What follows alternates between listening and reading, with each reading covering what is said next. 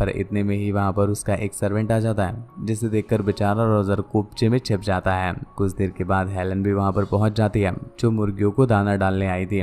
पर तभी वो सर्वेंट उसे वहाँ पे फंसा देता है और पीछे से उसकी स्कर्ट उठाकर उसकी मारना स्टार्ट कर देता है। हेलन ये देख करके बहुत जोर जोर से चीखने लग जाती है और किसी को उसे बचाने के लिए बोलती है। रोजर को ये देख करके तरस आ जाता है कि बेचारी को उसकी बिना मर्जी के ही ठोका जा रहा है, इसलिए वो उसके पास जा करके उसे खोलने लगता है। पर हेलन ये देख करके गरियाने लग जाती है कि बे बहन कलौरे, ये सब क्या कर रहा है तू। रोजर उससे कहता है कि मैं बस तुम्हें बचा रहा हूँ ताकि वो तुम्हारी ले न ले। पर अब तक तो हेलन को भी मजा आने लगा था, इसलिए वो उसे गरिया के वहाँ से भगा देती है और कहती है कि दोबारा कभी चीखूं तो आसपास दिखाई मत देना। पूरे मूड की मदर सिस्टर एक कर दी। ये देख करके रोजर की झामन जल जाती है कि यहाँ पर हर कोई ठोकने में बिजी है, बस एक अकेला रोजर ही है जिसने हिला हिला करके अपने लोले की नसें तोड़ दी हैं। इसलिए वो उसकी बुक को इस पिलाई वाली बुक से रिप्लेस कर देता है और छुप करके उसका रिएक्शन देखने लगता है। एलिसा जब अचानक से उस किताब को पढ़ती है तो वो बहुत शर्मा जाती है, पर अब तक वो गर्म हो चुकी थी और उससे भी रहा नहीं जा रहा था, इसलिए वो दोबारा से उस किताब को उठाकर बाहर चली आती है और कोने में उसे पढ़कर अपनी बिल्ली को कष्ट देने लगती है। रोजर चुपके से किचन में पहुंच जाता है जहाँ पर कोई भी नहीं होता है और अकेली उर्सिला झुक के काम कर रही होती है। रोजर के लिए एक अच्छा मौका था तो वो अपना हथियार टाइट करके उसे पीछे से पेल देता है, पर ये देखकर बेचारी उर्सिला घबरा जाती है और वो पड़ी हुई प्लेटों को उसके सर पे दे देती है। लेकिन जैसे ही उर्सिला को पता चला कि अरे ये तो अपने रोजर बाबा हैं, तो उसकी फटके फ्लावर हो जाती है और वो माफी मांगने लगती है। पर अब तक तो रोजर के लोमड़े लग चुके थे। बाबा को खुश करने के लिए वो उनकी पैंट खोल के उनका मुंह में लेने लगती है, पर इतने में ही वहाँ की दूसरी मेट पहुंच गई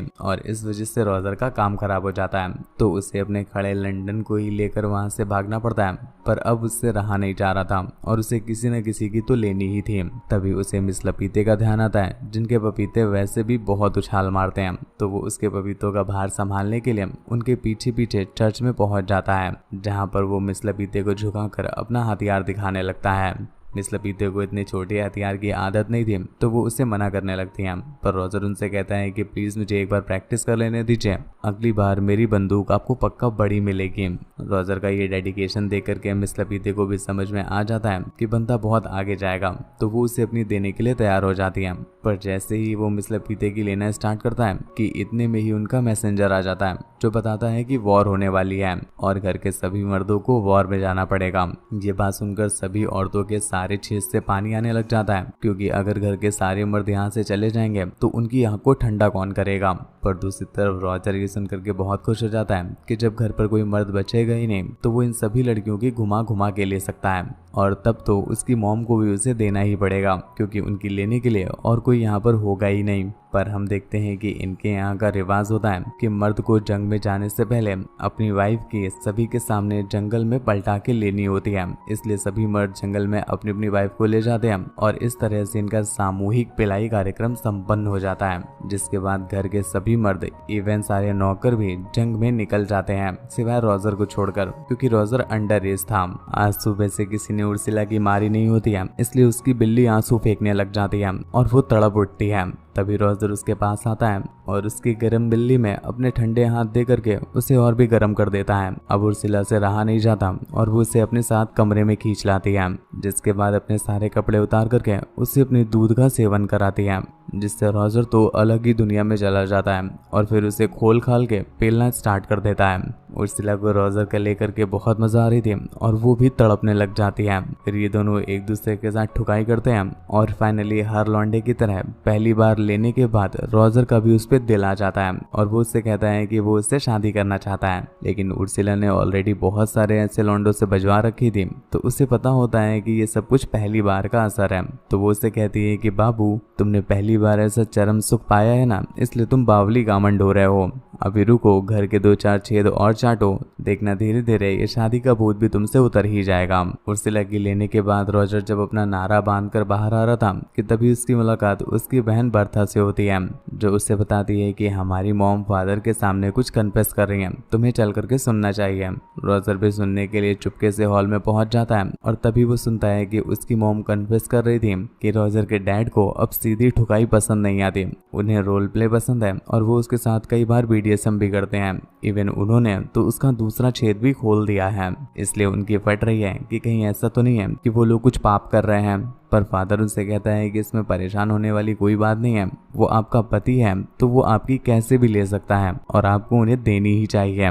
इसके अलावा किसी गैर मर्द का मुंह में ले लिया हो तो ये आपके लिए प्रॉब्लम की बात हो सकती है, पर अपने पति के साथ पिलाई करना कोई भी पाप नहीं है। अपनी मॉम की ऐसी बातें सुन करके रोजर का एक बार फिर से खड़ा हो जाता है तो वो अपने घर की दूसरी मेड को बचाने के लिए सीधा नदी के किनारे पहुंच जाता है। घर की मोस्टली सारी मेड यहीं पर सबसे ज्यादा गर्म होती है। तभी वहां पर उसे एक मेड मिल जाती है जो अपनी बिल्ली को अपनी उंगलियों से खिला रही होती है। तभी रोजर अपनी पैंट खोल के उसे अपना हथियार दिखा देता है और अब वो मेड भी तड़पने लग जाती है, जिसके बाद वो उसका हथियार मुंह में लेकर उसे सेवा देने लग जाती है और रोजर भी उसकी घुमा घुमा के लेता है।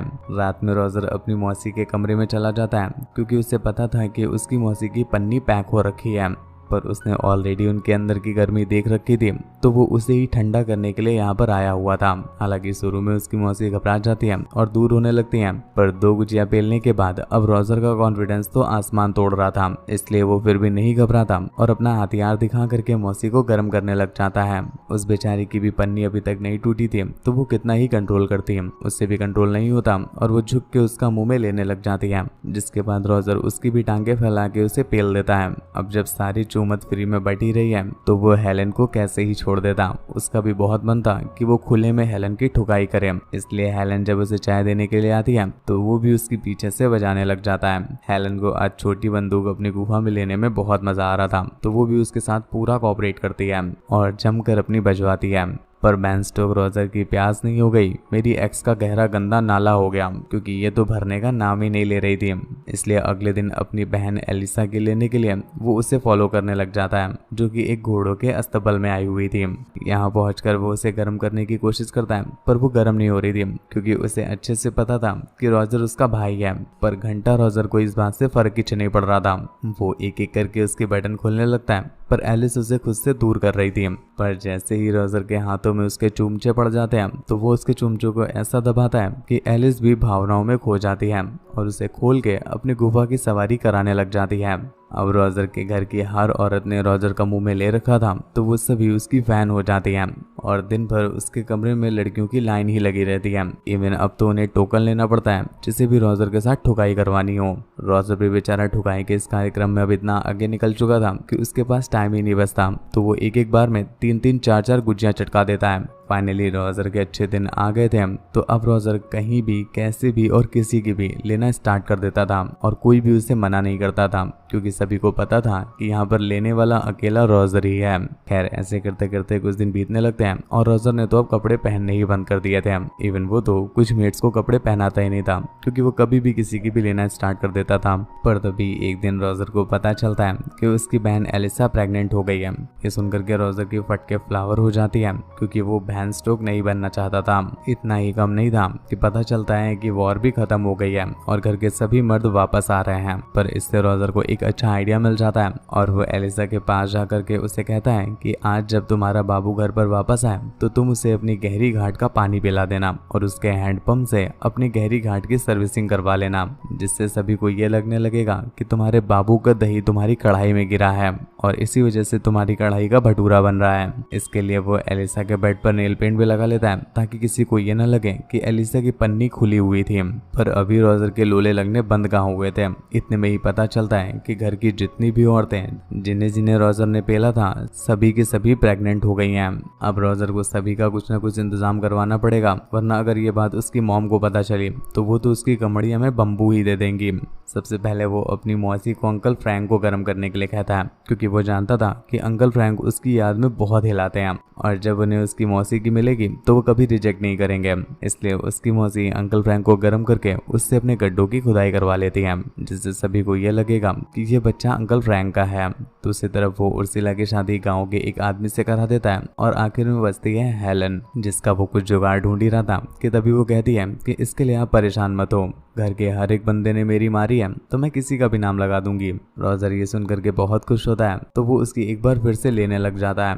हेलन कहती है कि उसने पूरे घर का बम्बू ले रखा है, पर जैसा मजा उसे रोजर से पिलवाने में आता है ऐसा मजा उसे पहले कभी नहीं मिला था। इसलिए रोजर उसे प्रॉमिस करता है कि अगली गर्मी की छुट्टी में जब वो घर में वापस आएगा तो सिर्फ हेलन की ही मारेगा और जंगल में भगा भगा के मारेगा। ये बोल करके रोजर अपने स्कूल के लिए निकल जाता है और इसी के साथ ये कहानी यहीं पर एंड हो जाती है।